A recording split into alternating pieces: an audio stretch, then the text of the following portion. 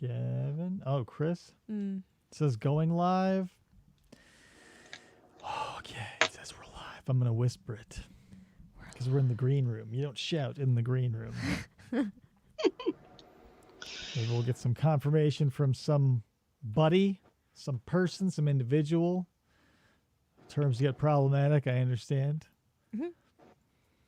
I feel like I want to do this disclaimer. Maybe the green room's a good place to do it. I say man a lot, like to men and women. And I want to clarify maybe right here and now, maybe at the beginning of every show, when I say man, I'm just shortening human. So you don't offend anybody? I've never noticed that. I'm sure no one, because it's just the thing that I throw out. Hey man, hey man, hey man. So it's one of those things I do. So I gave it some critical thought. I was like, and no one's brought it up, but someone might. So that's how I'm going to cover my own ass. I'm just shortening human because no one wants to hear me say, hey, human. Like, hey, human. Human. It's short for woman. It's short for human. So bam. He-man. It's short for he-man. It's short for a lot of things that end in man. I mean, we can look at a dictionary. I'm not going to. Let's that would do be that. an It's awful the green show. Is the moderator here, Kayla? Are you here? Somebody She's here? not here yet, I but want I have a someone feeling that she'll probably show up between 7:45 and 8 just because we're all over the place with times. Well, yeah, whatever. This is we only have now is what I'm going to basically get at. I'm going to cut through all the hot air I was about to spew and just say we only have the here and now. Where's Kayla at? Albuquerque. Should have turned left. Oh yeah, we are all in different time zones. Yeah, we're all over the place. I've got people in New York, New Jersey, Staten Island, California, all over the place. One or two places in Arizona locally. The UK. The UK. Oi, mates. I'm sure he's sleeping. God willing. I don't know. Time is crazy. That's the thing. When especially with like in this show, having to talk to people all over the planet now that you get to with the internet, it is wild to have someone still in tomorrow, or not still in tomorrow, still in yesterday or in tomorrow, depending on where I'm talking to them from. Yeah. Like Sensei Emmett, it was like, what, 2 in the morning when we talked to him? Yeah. Well, I felt bad for him. Like, yeah, it was 2 in the morning the next day, but it was noon here. Yeah. Wild stuff. But it's still just now. So yeah, whatever. 5 likes. I'm going to also say this. 5 likes, 5 people show up. I don't know how long. We've been going 2-3 minutes, so we're almost there. Hang with me, people. We're almost there is what I'm getting at. It's not going to be all just green room chatter. Damn. Yeah, this is the best part. The logo is pretty cool. I've still got no confirmation we've got sound from all sources hearable by the listening or viewing audience. I turned it up on my phone and I could hear it, but you could probably be a little bit louder. Just me but everybody involved is what I'm getting at. Well, I wasn't going to put my phone up and... I know. That's why I'm calling out to I don't think there's anybody the else people. here yet. I thought we were supposed to whisper.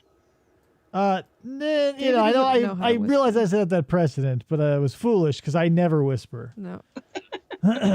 Anyone familiar with me and or this show would realize the falsehood of that statement immediately. Although this one, I'm probably not going to be shouting a whole bunch. Probably not. But you never know. Time will tell, as they say. If something gets heated, probably won't, though. No, I just like if I start telling jokes, it might. Athena's like, I don't know, it might. So I thought I misspoke earlier when I was typing up the description of this thing. So I was like, oh God, maybe do I not have 3 areas to cover? Because I was like, I've got this one I want to go over, this one I want to go over, and then the one that I'll say is the one I'm going to throw my personal hat into, but it aligns pretty much with one of the 2. Spoiler. So I was like, oh crap. So I found a 3rd one to throw in. And then we'll also take suggestions. Well, I didn't even read that, so. Well, just in case someone did. She's not even going to the event. I'm just giving you my personal journey. You don't have to read it to hear it and believe it. But I'm just saying, like, What if someone shows up and like really, is like, time for some accountability and transparency, Dave. You promised 3 and you delivered 2. Then I'll have to. Well, then they don't know you very well. Yeah. Number one, that, but then I'll have to quit the internet in shame forever because I made a false statement. Oh boy. What a night. We need to do a true crime thing and discuss the Gabby case. The Gab. Oh, Gabby I don't Petito. want to talk about the Gabby No, case. he hates this case. I am so annoyed. I would rather talk about the one that's been blowing up on all the life crime channels, the Sarah Boone case, even though I'm now completely bored of it. I haven't heard of that one. Oh, since I've heard about the Gabby one, I'll catch you up with the Sarah Boone one. So the cliff notes are this lady had an abusive boyfriend. So they both got drunk. She got him by way of playing a game of quote unquote hide and seek to get into a suitcase, upon which she abused him, possibly to death, at the very least left him to suffocate when she went up to bed, only to find his corpse cold and stiff in the luggage the next morning. Nice. So he couldn't figure out how to unzip the No, luggage? she zipped it up all the way, so he couldn't get out. Like, that's the thing. Well, why would he get in there to begin with?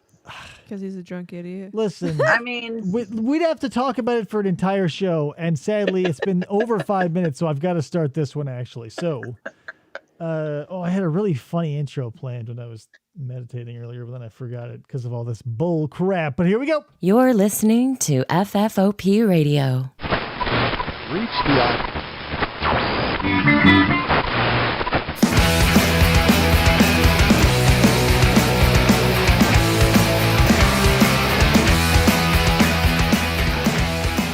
Hey, everybody. Welcome to the show. My name is Dave, and this is Everything Everywhere. It's the live thing we do. This is live. Citation needed. It might be the future. Anyway. Crap, I'm already off the rails with my intro. It's been like 4 seconds. Technically the green room was like 5 That minutes. doesn't count. Listen, well, you're pulling off even more. Okay, let me start over. Hey, everybody, and welcome to the show. My name is Dave. This is the live Everything Everywhere. Hashtag Flamingo Friday. I hope you're wearing something, at least pink, if not with a flamingo on it. I'll settle for any bird and at least some pink. How about that? Let me introduce you to my guest. This episode is probably like third time on the show. You know her. You're probably like, yeah, we know her. It's Athena. Athena, welcome back on the show. hi, thanks for having me again. Isn't it weird to now, like, having the green room also be part of the live, to have to like go through this weird charade of like an intro to an actual show? Yeah, a little bit, but it gives us time to catch up. Yeah. But since now here, I'm going to give the viewer a little behind the scenes too. You only get to see 2 curtains, and there's actually 3. There's the call to the guest. This time it's Athena, obviously. So that starts, and then the chunk of the green room, and then so my guests suffer 3 like real weird gear shifts. And also Krista's over there. I am over here. Hold on, I got to pan over. There she is. Hi. So I guess here's the thing. You read the title, and if you're here watching, you know what we're going to be talking about. Boy, oh boy, let's just, I'm unsure where to start. So, This is starting off smooth. I know. Well, yeah, that's the thing. Now I've stumbled so many times during this intro. I might as well just lay here in the gravel face first for a little bit and just sort of wallow in it and try to collect my thoughts. Okay, so mind, body, and soul. That's what we're talking about. So let's get a couple definitions out of the way, because I'm sure we can come to a very simple agreement on body. I'm very certain we can come to at least a comparable reconciliation on the concept of mind, but soul is going to take us a while. So body, obviously, let's just get that out of the way. Body is the physical organism, right? Do we want to extend anything beyond that? I think body is just existence. Right. So it's that our physical being, you're saying. Yes. Krista, Yeah. anything you want to be? Okay, that's good. So body, pretty simple. I'm going to say again, the physical organism, our manifestation. So mind. Here's where we're gonna get dicey. In the category of body, I count brain, body, brain, mind, a concept of mind is a concept of thought. And so your mind is housed in your brain. Does that make sense to everybody?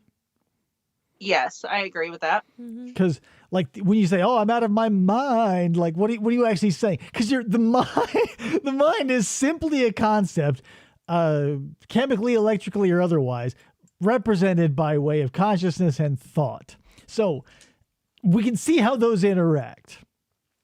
We get sensations from the body through the five senses, which are translated via our subconscious and then popped up into our conscious as sensation. Bingo.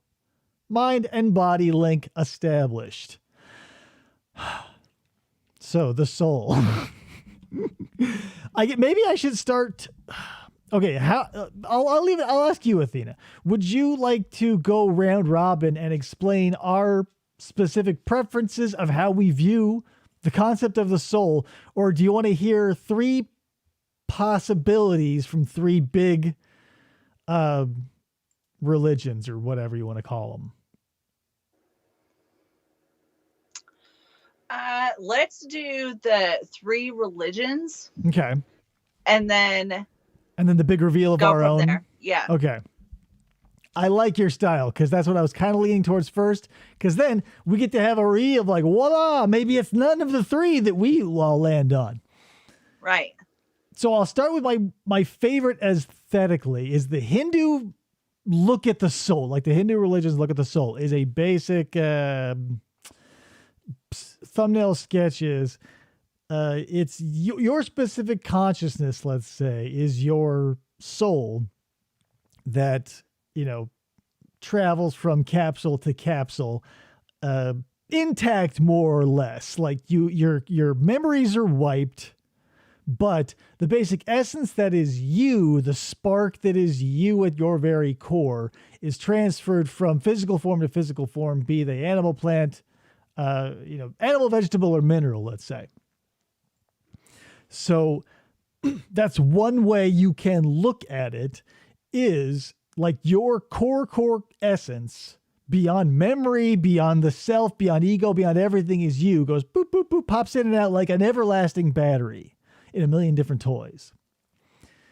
Then you have the most popular, probably around where you live right now, if you're watching this in my major demographics, is the Christian Judeo-Christian rather view of the soul, where you're essentially in heaven, unformed as a little ball. This is okay. Maybe this may show my ignorance, but this is only my one idiot's interpretation of the Judeo-Christian version of the soul. So if I'm wrong, sorry, Christian scholars.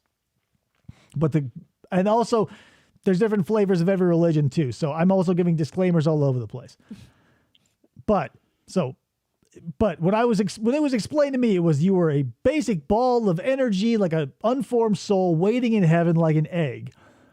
Your parents do their thing and you plop down in there and are planted and grow in that body. And then when that body is removed like the husk and the wheat of the field, you are reclaimed to heaven, now fully formed with all your memories, and you get to run around heaven forever. And that's your soul. Your soul is like a carbon copy of yourself that gets to fly up to heaven, or if you're bad, go to hell. But we don't need to talk about that now. Ideally, you're flying up to heaven with like a ghost version of yourself. Think the Simpsons ghost soul episode where he sells it to Millhouse, yeah, where you basically have a little carbon copy of yourself. So you shed your body and you are your perfect self in heaven because your soul is your perfect essence. So it transcends bodily infirmity and yada, yada, yada. That's what they always tell you is like, if you lost an arm or born that arm, it will be restored and it's part of your soul. So don't worry about it. You're getting it back.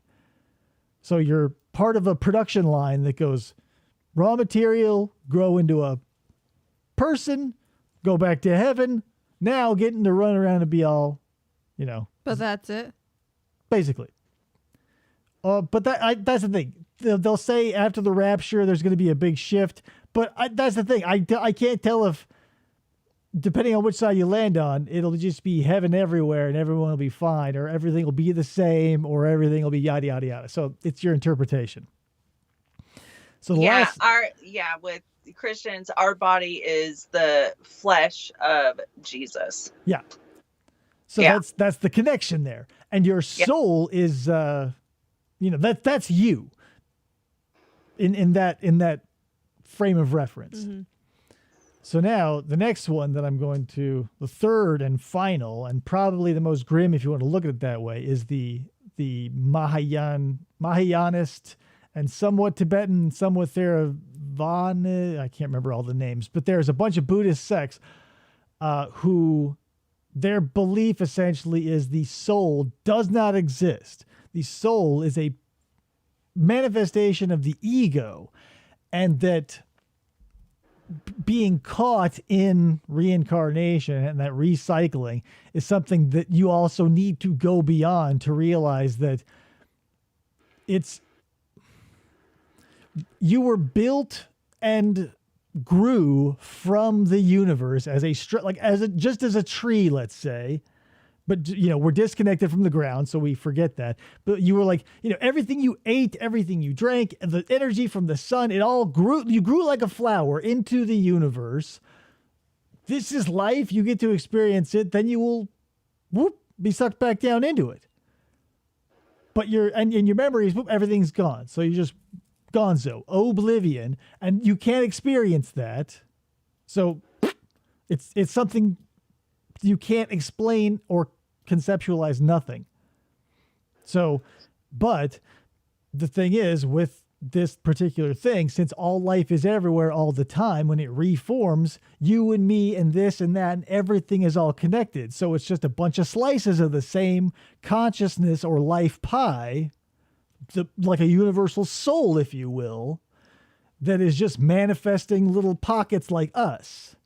But there is no soul in terms of the Christian soul that is like sort of a manufactured product, or the Hindu soul, which has been forever and just goes boop, boop, boop, boop, boop until it reaches enlightenment or liberation.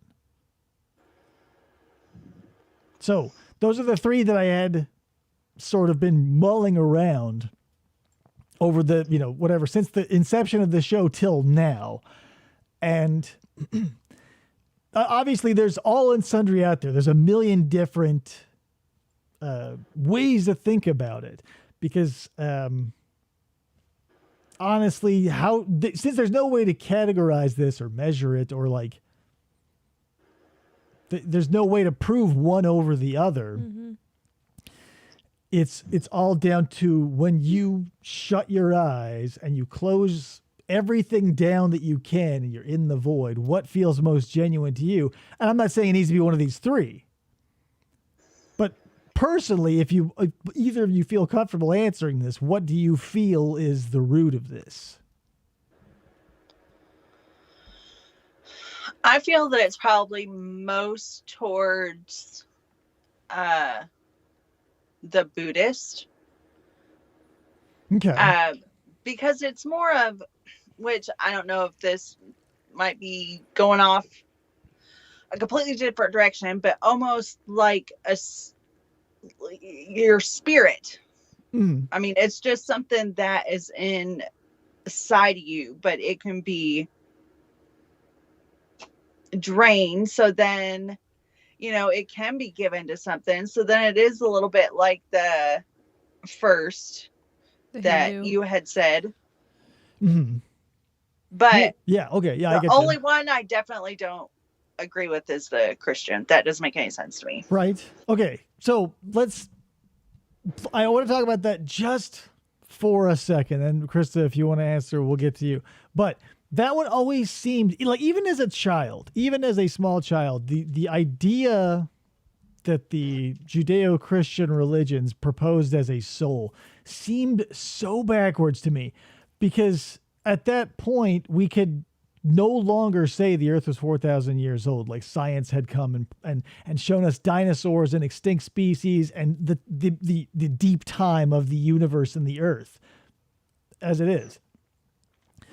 So when you put things in that scale and you say, well, you existed from, let's say, you know, whenever God snapped his fingers or whatever. So you've just been this little glowing blob on a shelf in heaven, waiting till right now to pop. And then you get at max 120 years to do your best to make sure you get the rest of eternity in the good place and not the bad place. Yeah. It's just Right. like, I get because all the implications of the time period in which that idea was birthed tell on it. But if you are thinking outside of that sort of circular logic that everybody gets stuck in, that's, you know, it's something that because if you ask someone, like, what do you really, really believe? Really? Only the diehard liars will tell you that story I just told you about Right. the like floating up to heaven and hanging with God and kissing his feet through his sandals. Mm-hmm. But being like essentially like the Wonder Woman or Superman version of yourself, getting to run around heaven and play in the clouds. But I'm not I'm not here to like disparage anything, because I'm not saying I want to acknowledge the validity of anything or that I want to disprove anything. I'm not here to do either. I'm just pointing out the things that I see and the way that I'm interpreting them, you know, whatever. But every religion has that. Like, if you think about it, if you were to take, you know, let's go back to Hindu, you're going to take that seriously, then you have to imagine a bunch of cosmic gods and goddesses who are, you know, humongous, big as planets, with all their heads and arms flying around, just waiting and like granting wishes for people who pray to them and stuff, and like who ring bells and burn incense and stuff. Like, yeah, of course, it all seems crazy if you're looking at the trappings instead of the content. Like, all birthday presents look insane because they're wrapped in colorful, zany paper. But when you open it up, that's all normal shit, right? Yeah. Yeah. So that's what people get lost in regards to religion. So I'm not poking fun. I'm just saying, like, yeah, everybody's crazy, so have fun with it at least. So Krista, what do you feel like, or because that's the thing, because what you feel like and what you hope are often confused in this question. Yeah. I lean more towards the Hindu belief, and a lot of that is because I like You still cling. You cling to that core. You say that core is there. It's me, God damn it. That's what everybody says the soul is. Yeah. The soul, because you can say, oh, well, the brain houses the memory and yada, yada, yada. But there got to be a core. There's got to be some fucking, like, cobalt, iron, steel, graphite, something hard at the center. Yeah, like I know that, you know, when I go, my memories go, and if I come back as something else, I won't know what I was, and blah blah blah. Hypothetically, yes. Hypothetically, I mean, because we don't know what we were before now. Hypothetically, yes. Like, So couldn't your soul just be your belief? Yeah. But here's the thing. It can be anything you want. That's the beauty of it. You could say that the soul is just another representation of the Tao. Like, let's say. You could say the soul is God's spark. You could say the soul is yada, yada, yada, yada. Because it's ineffable. Like, it's life itself. It's ineffable. There's no way to say this is life and this is, because you're dead. You can't experience death. nobody knows what death is like. So we say it's not death. How about that? What Huh? about those people that have come back from the dead? Like that died and come near back? death experiences. Yeah. If you want to think about this logically, just first, let's explore this question legitimately for a second. So you have a near-death experience, right? Near death, you didn't die. Or maybe your heart stopped, but your brain didn't die, obviously, because they were able to restart your heart. Doesn't it make sense to you logically, like take away all the mystics, just like, let's just say, what would happen logically to a brain deprived of oxygen during trauma about to cease life? Do you think it's going to release a bunch of feel-good chemicals that make you see all kinds of goofy shit? Or do you think it's going to let you flounder there and suffer your last moment away?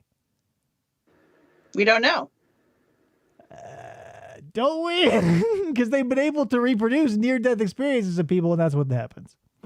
You basically, your body does not, your last fight or flight experience, if you experience it, will be a massive release of feel-good chemicals, so you don't have to deal with your sudden end. But don't you think that that's just what they have been conditioned to think? You know, however they were raised, they were told, well, when you die, this is going to happen. So they're already pre-programmed to expect what death is. Mm-hmm. And then they have a near-death experience and then come back and say all the things that people have said happen. Oh, yeah, sure. But and that's the thing, because your brain is not going to pull images from nowhere. Like, everybody who saw aliens for the first time in the 50s saw little green men. Is that a coincidence? Because later they all turned into big the grays, like that we all know. And then yada, yada, yada, yada. So that's the thing. These are not going to be images pulled from thin air. Your mind, your brain rather, both are just a catalog of experience that it's going to be whipped up with a bunch of chemicals, you know? Okay, so do you think that, you know, I have always read and being told growing up, you don't use all of your brain. What if there's a certain part of your brain that something happens that they don't know, and that only happens when you die? I'm sorry to disprove that, but it's been disproven like a million times. Every part of your brain you use, like nature would not gift you such a calorically intensive organ for literally no reason. It's just the problem is when they said that when that 10% of your brain statement came out, they literally had only 10% of the brain like understood. Like nowadays we see, because they have functional MRIs and stuff. So we see all the parts of the brain are just in rotation. It's not like they're firing all the time. That would probably kill you. But like that would be like feeling every experience ever and you die. Because like all your senses turned up to 11 would be insane. Your brain has to shut down parts of itself and filter reality. Like that's why a lot of people have psychedelic experiences with like mushrooms and LSD and stuff, is it slowly chemically strips away all the filters of your brain and starts, you know, basically a cascade of firing neurons, and reality becomes unfiltered. And that can lead people to, again, I'll bring it back to the soul.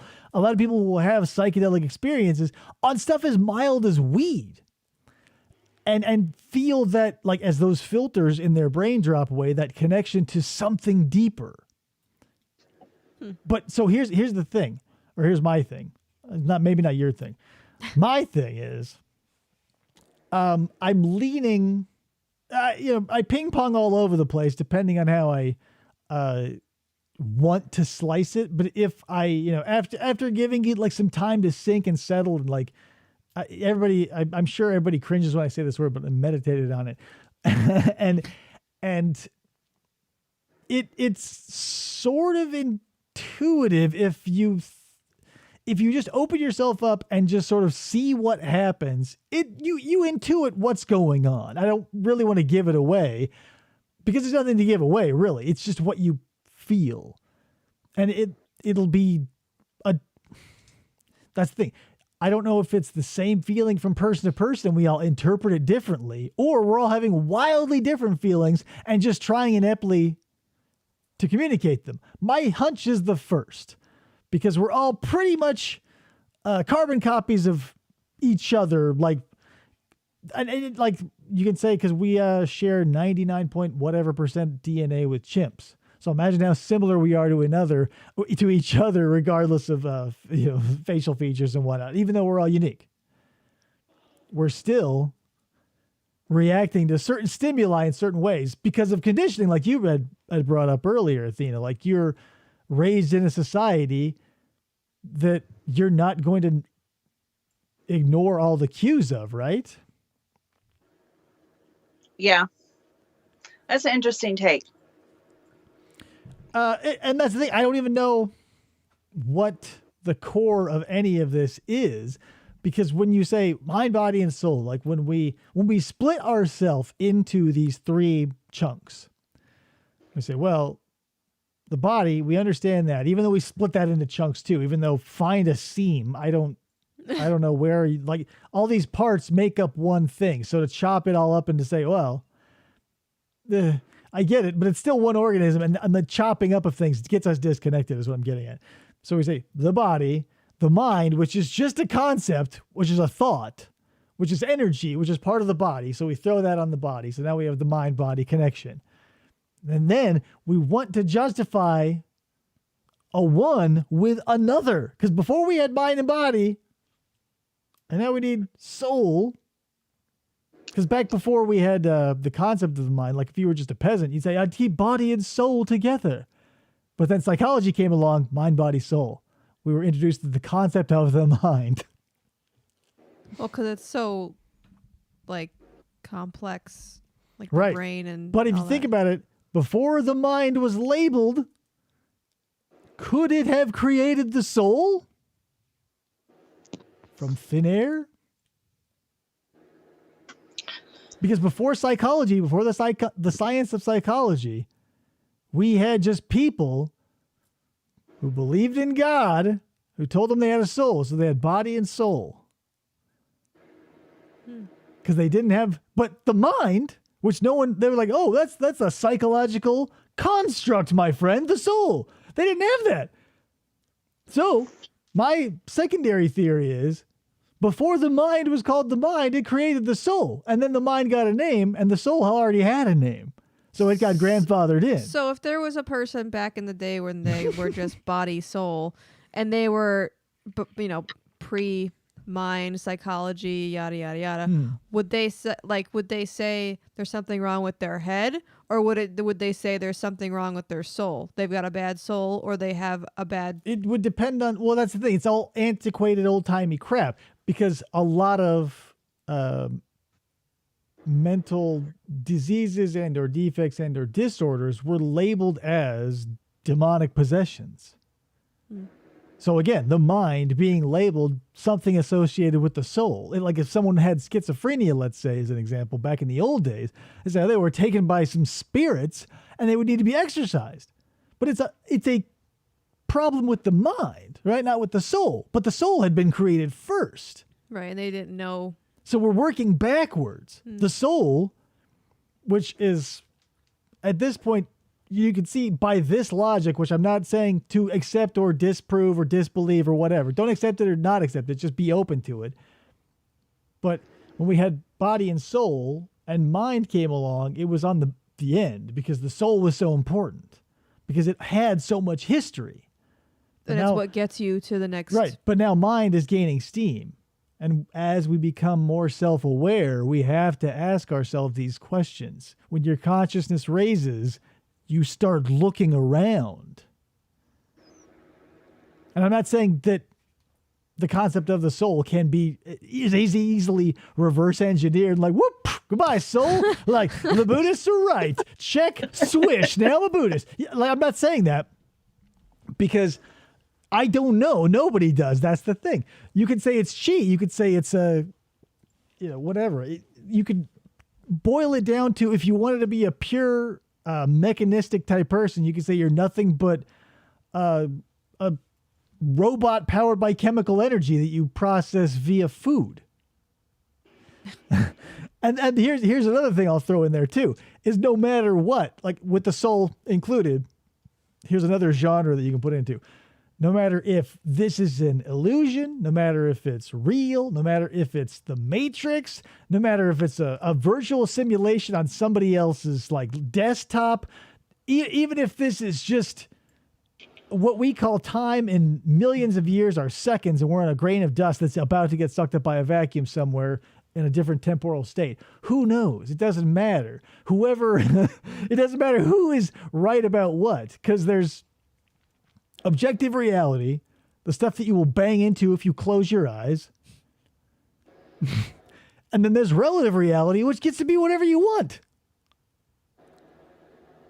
So you get to be as crazy or as sane or whatever on any spectrum you want to be. It's just you have to be it. I realized that was off That's all I topic. got. I realized that was off topic of the soul, but when you talk about things of the mind, these things open up like that. Because when you think, okay, because I was talking to, I don't want to name drop Kayla again because she gets a lot of play on this show, but Kayla had proposed an interesting idea that the soul is something that acquires. It sort of feels like it felt, and I don't want to put words in her mouth, but it felt like a modified version of the Hindu soul where everybody likes to use the word karma, but this is all semi appropriate because you're using your karma to gather points, if you will, or some sort of system of measurement for the next one. And that idea is very compelling. Don't get me wrong. If you can say that little glowing ball at your center is your soul, and all the good you do, let's say through virtuous acts or good karma points, is like fluffing it up and making it bigger so it gets into a better body next time. Very compelling. I don't get me wrong. It's a heartwarming to think that like you can jump, and that on the top of that ladder is a little heaven to jump off of the ladder into. But then here come the Buddhists again, and it's a bummer because they say nirvana is actually right here and right now. So as soon as you get liberated, you get free, you realize there is no soul, you realize this is heaven, and you start living it up. But in a Buddhist way, the middle way. So you don't see them like popping corks of champagne and like throwing hundreds. They live a beautiful, simple life because they realize, everything's temporary. And once they go back into it, they may pop up as something else, and they may not, but who knows? But spending your time grinding away for soul points now, so your next life will be better, does that make sense? You're going to burn this existence on hopefully a better one you won't remember. Huh? I mean, if you're a religious type, I can see that's a nice stepping stone. And if you are definitely Hindu, you can plan on many generations of you getting offerings and shit. So it's like a Catholic church turned up to 11. You get to tithe over lifetime after lifetime after lifetime, hoping to gather up karma points. Maybe I'm just stuck between the two. Like with the Buddhist thing, I'm not living this life to gain points for the next one. Like the karmic point. Doesn't really mean anything to me. But like the Buddhists living it up after they reach what they realize this is, and then just whatever happens is more, I guess, my speed with the hope that something else happens. That's the thing. Westerners don't believe in reincarnation, but hope it's true. And Easterners don't believe in reincarnation, but hope it's true. Yeah. I asked Kayla her thoughts. She says, it's definitely interesting, but he's asking the questions we might not be able to answer while living in the limitations of the physical plane. That's all we got. So I'm sorry. You've got one reality. We cannot slip these bonds of earth and sail among the stars sans this mortal coil right here. So that's all we got. Sorry. But yeah, that's the thing. If it doesn't matter what you believe in, the only thing is there's you can only be proven right, because like every theory about the soul, right? Because there's a consciousness, you can only be proven right. You'll never be proven wrong because you're, by virtue of oblivion, gonzo. You can't be proven anything. So you can only be proven right in these situations. Like if you fall asleep one day and wake up at the pearly gates, or like somehow one of your memories slipped through and you accidentally woke up as like a dog, but you remember who you are.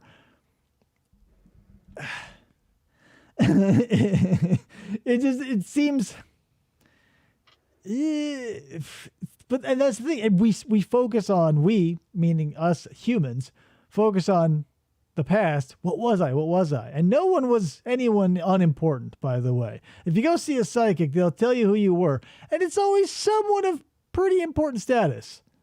Thank God, right? No one was ever like A commoner. yeah, no one was ever like a stable boy. You got hanged as a witch. Oh, So that's the, you always say, what was I? And then if you're into this life, you go to your guru and you say, what will I be? Well, praise me, and what will I be? And who was I before? And so you're always looking back and forward, but missing right now. So if, worst case scenario, right? If this is all there is no soul, and after this you blink out and there's nothing, which don't be sad about because you can't feel it. You can't. It's oblivion. It's nothing. You can't conceptualize nothing, so don't get scared. But I forgot where I was going with that. You don't want to help me out here? What was I saying? We're supposed to know? Well, I feel where I was going. Oh, man. See that? and it's gone. That was gone. All right. Well, I mean, that's gone, but there's more to come, obviously. It's like a factory. There's always more product to be had. But yeah, you do what you want, because whatever you believe won't change anything other than how you feel. We need some moderator in the true. chat. So, I'm sorry, go ahead. Yeah. No, I'm just saying that's true. Yeah. You have to,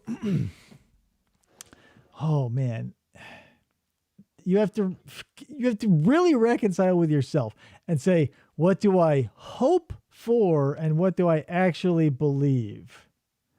Like what, and by believe, I guess, because unless you're the type of person who is okay with being told what to believe, right? Like if you're one of those type of people who go into a church or a temple or an ashram or a whatever, go to a guru, a priest or whatever, and they say, hey, how do I live life? Like, what do I do? And you're okay just taking answers. Then, cool. Like that's not a bad way to live. You're going to live by a pretty decent moral code by and large, unless you go crazy. But unless you're involved in your own decision making, what good is it?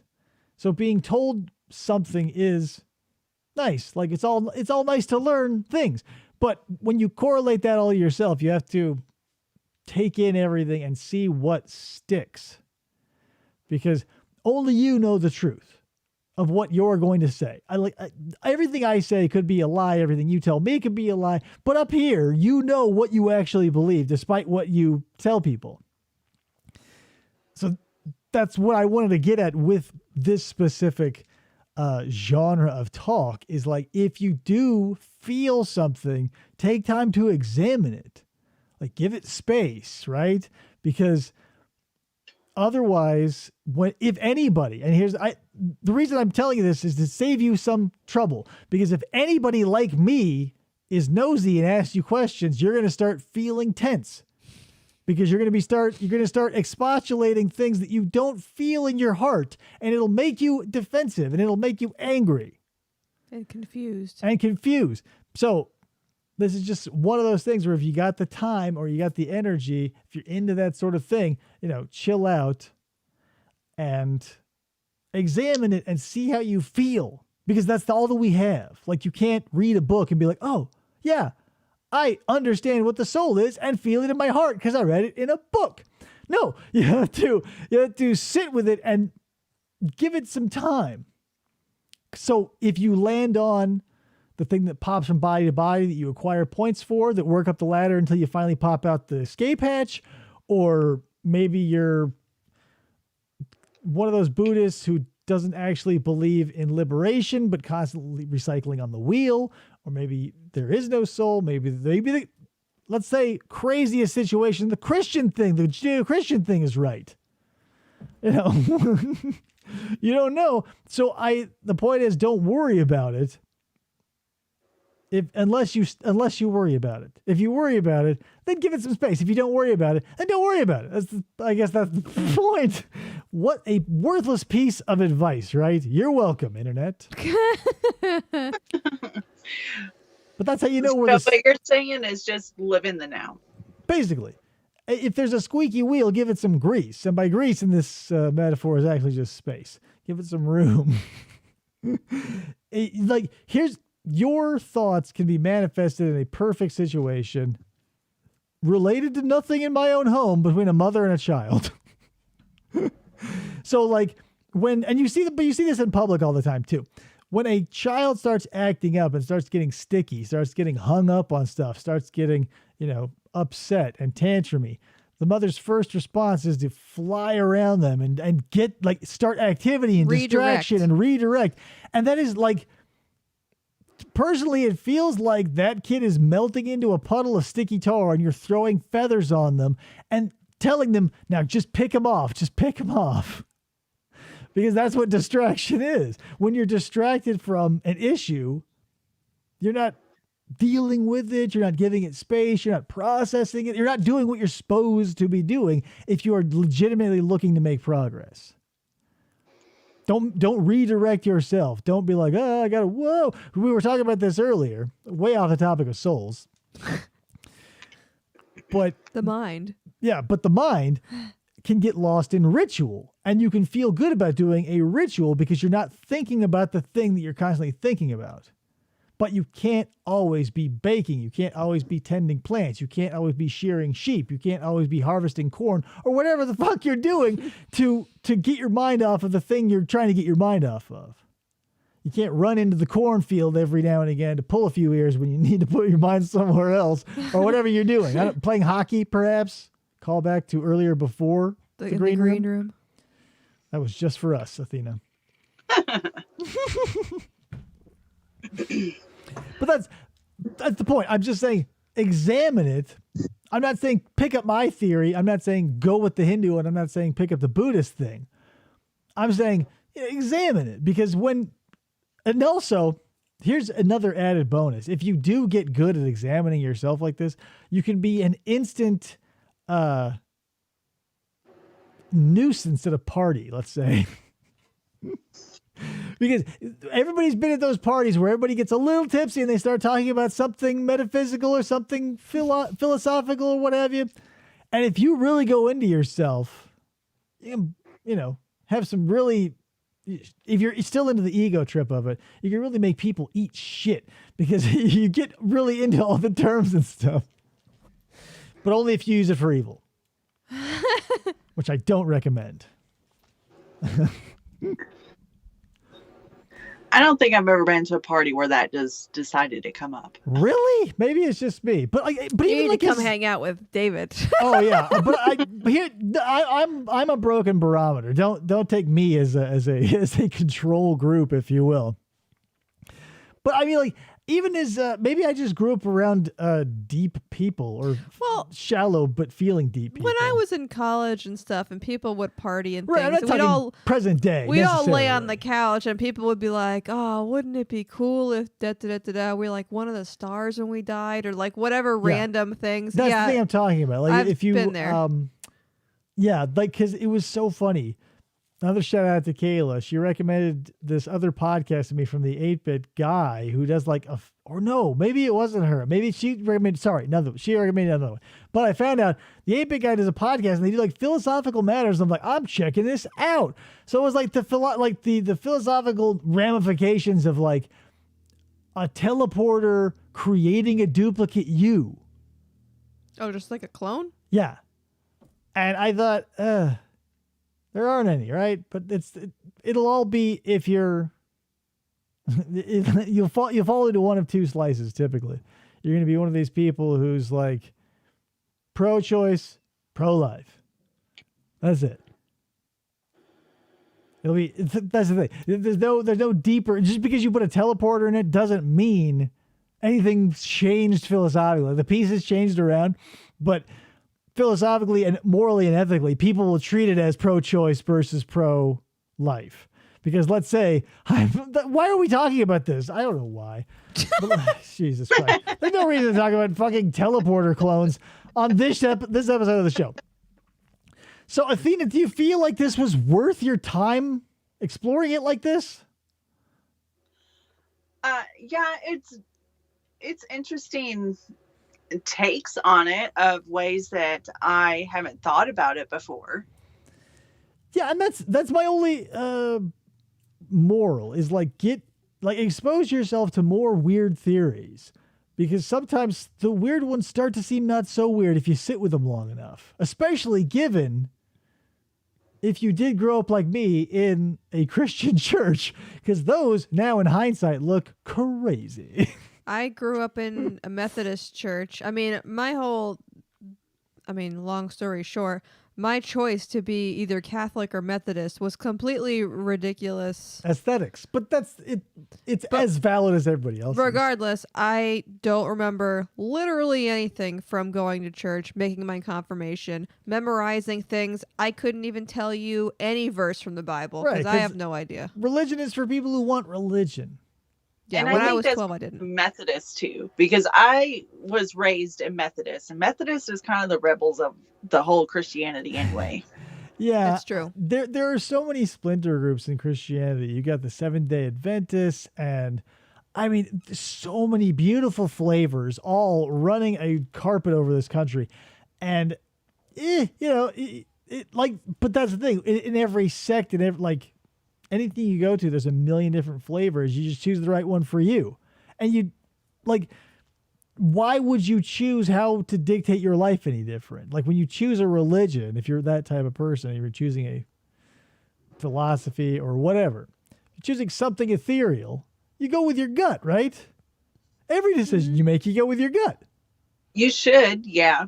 It took me many years before I started trusting that. Because I always thought it was wrong. Because you're told not to go with what you know. Exactly. So we can bring this back around to the mind. Because when you are asked to make a decision, almost 9.999 times out of 10, your brain does that and it goes, this one. Unless it's like a really weird, strange, or scary thing that doesn't happen very often. 9.99 times out of 10, boom. You go, I want to do this one.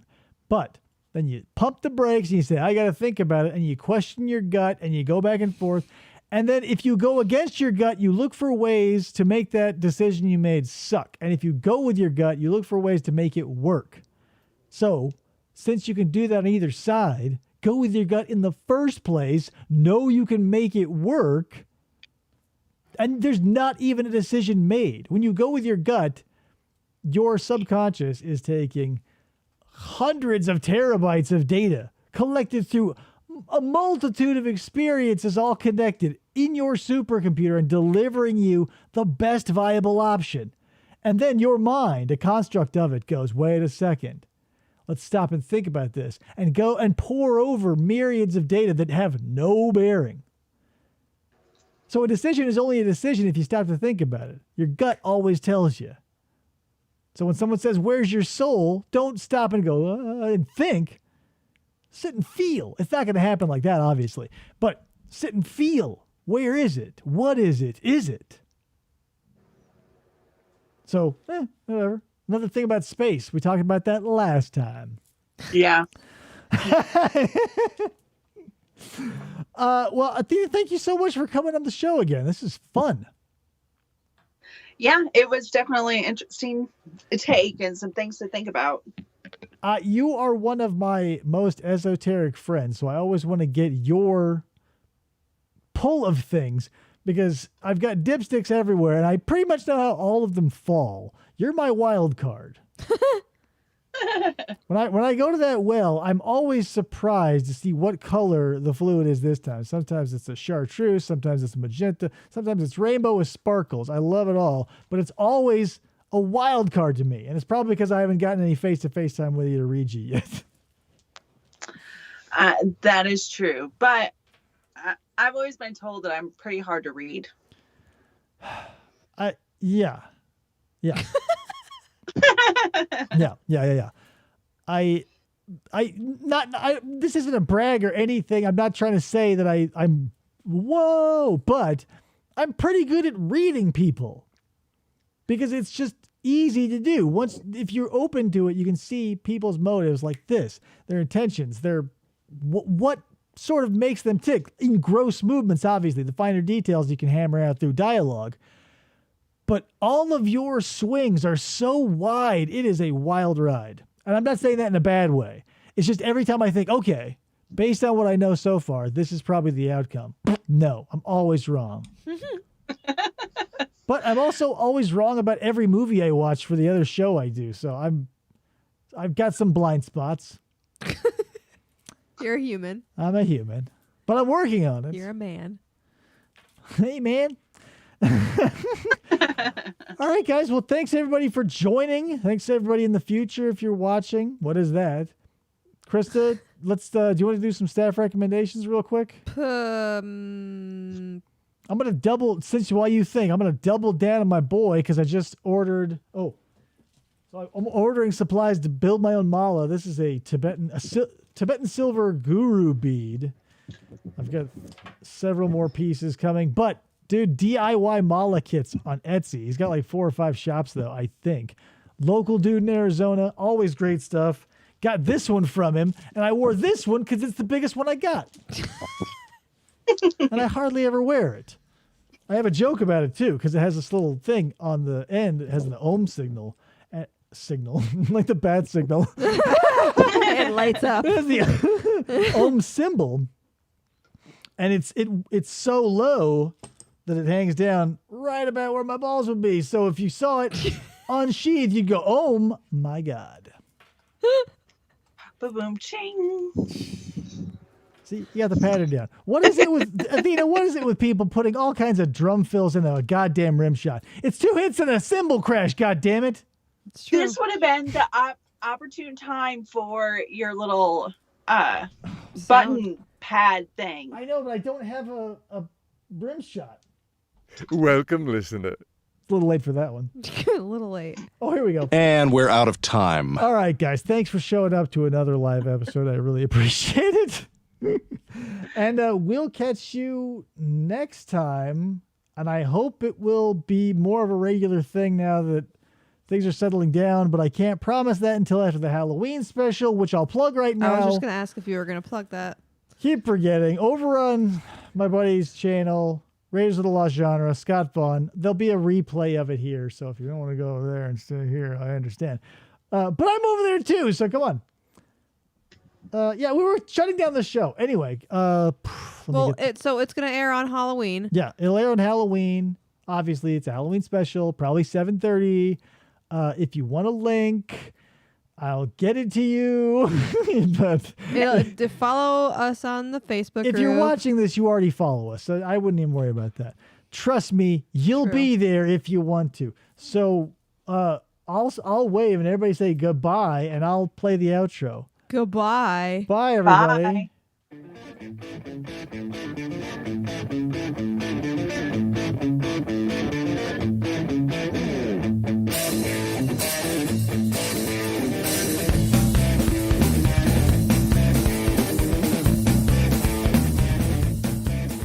For this, try to